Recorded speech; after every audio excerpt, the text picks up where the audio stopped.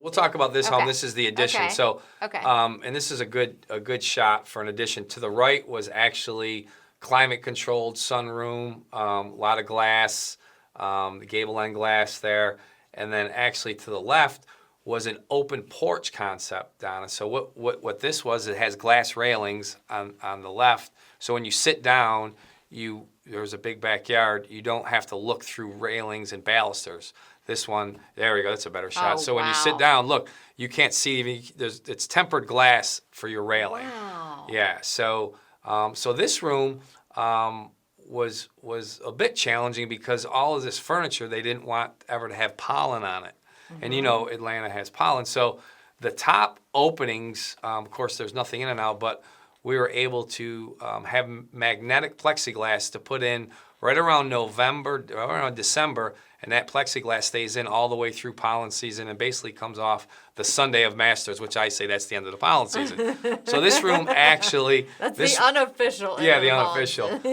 This room actually is a open room to the exterior, glass railings because it's up high, but it does serve as true living space. There is a heating and cooling system. If you look above the TV right there to the left, there is a Mitsubishi ductless unit.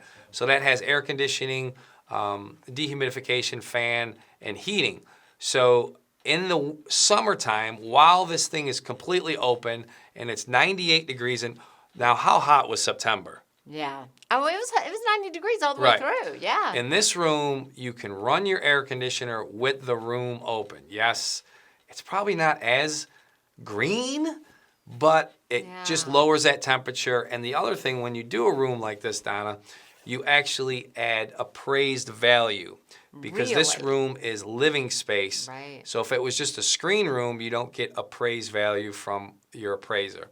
So this was a kind of a hybrid screen room, but able to use it all year round and no pollen. And that's really why this room was designed this way.